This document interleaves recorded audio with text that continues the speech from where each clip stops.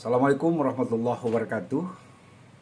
Saudara semua, setelah melihat tayangan Virtivot dan sambil melihat pandangan-pandangan akademisi, para ahli, perspektif mereka untuk mengetahui film dokumenter Virtivot. Kajian ini akan melihat menggunakan teori konten analisis untuk membedah pesan dan kesan daripada film Virtivot ini.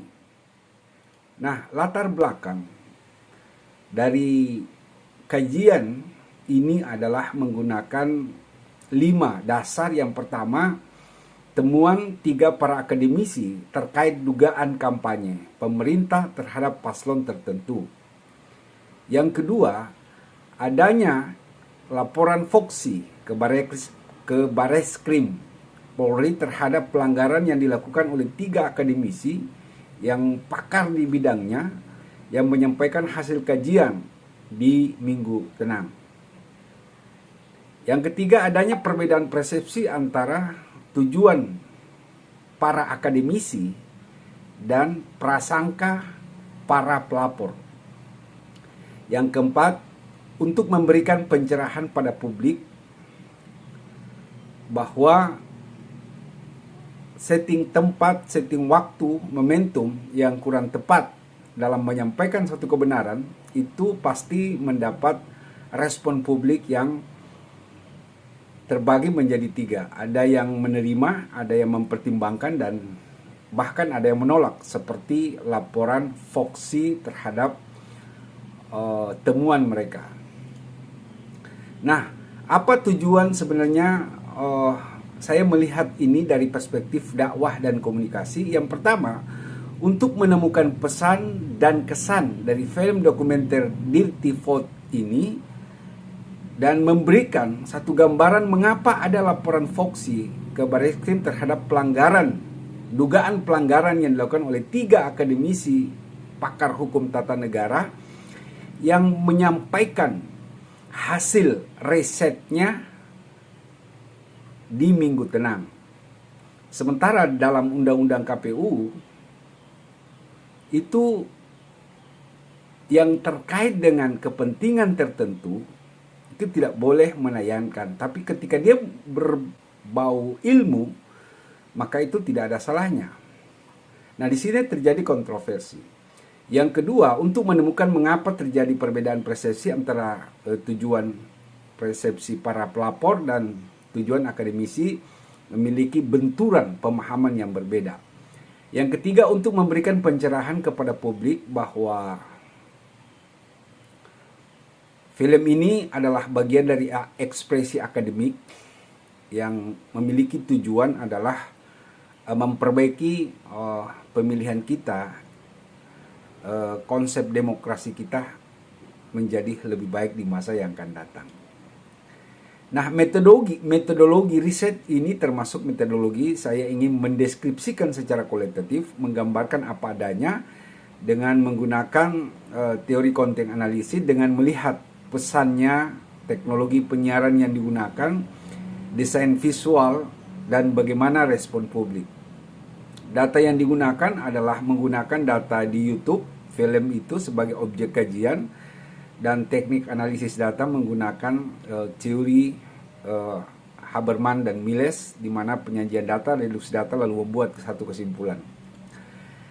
Nah, dalam kajian Pustapa, kita mengerti bahwa konten itu adalah informasi yang tersedia melalui media, produk elektronik, status, Instagram, Twitter, TikTok, dan YouTube. Nah, ekspresi penyampaian pesan di berbagai medium seperti ini itu masuk dalam kategori konten. Nah, analisis menggunakan perspektif Bogdan. Bogdan mengatakan bahwa tujuan menemukan satu informasi berguna dapat dijadikan sebagai dasar pengambilan satu keputusan, dapat untuk memahami satu masalah. Nah, proses analisis ini bagaimana mengelompokkan berdasarkan karakteristik data yang didapatkan. Nah, Penelitian ini setelah berbagai macam pandangan yang kita pakai untuk mengukur film dokumenter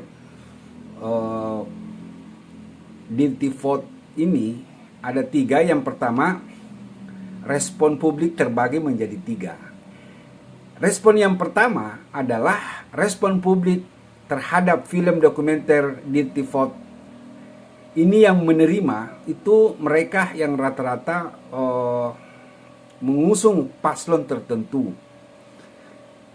Mereka berangkat dari paradigma yang masa lalu, bagaimana pilpres sebelumnya itu terjadi pelanggaran, lalu kemudian mereka angkat untuk memperlihatkan kepada publik bahwa inilah kondisi pilpres sebelumnya.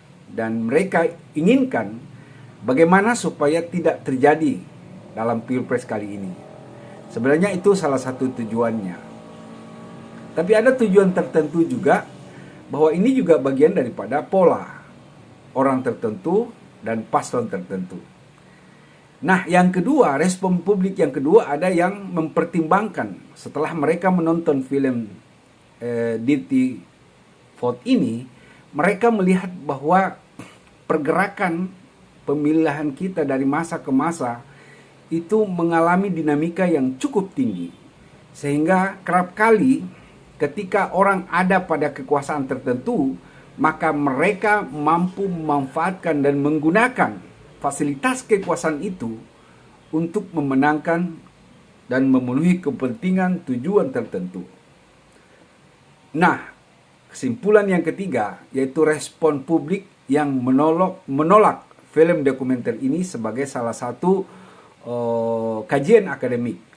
Justru mereka menganggap bahwa film Dirty Vote ini adalah strategi propaganda yang dilakukan oleh orang tertentu dengan tujuan tertentu, karena mereka menyampaikan film ini pada momentum lokasi yang tidak sesuai, sehingga mereka menganggap bahwa sekalipun konten daripada pesan dari film ini memiliki pembelajaran, pencerahan, dan pencerdasan, tapi karena memiliki momen di tempat yang tertentu, maka kecurigaan-kecurigaan terhadap kajian akademik ini ditolak oleh komunitas tertentu. Nah, pertanyaannya, saudara semua adalah rekomendasi apa yang kita dapatkan di dalam film ini? Yang pertama, film ini adalah bagian daripada ekspresi seni.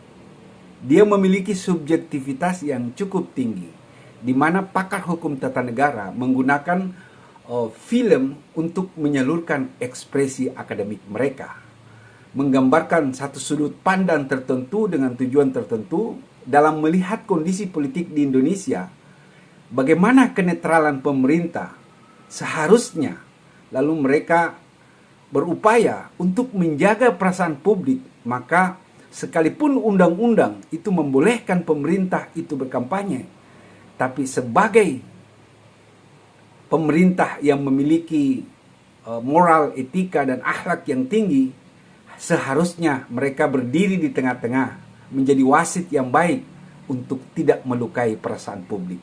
Yang kedua, undang-undang yang membolehkan pejabat pemerintah boleh berkampanye itu perlu dikaji mendalam, karena ini selalu melahirkan kontroversi yang berbahaya bagi masa depan negara. Agar kita ke depan itu memiliki kualitas pilpres pilkada yang lebih baik di masa yang akan datang, dengan menjadikan pemerintah wasit dalam demokrasi kita. Inilah pesan di dalam film Dirty Vote. Semoga memberikan pencerahan bagi kita semua. Wassalamualaikum warahmatullahi wabarakatuh.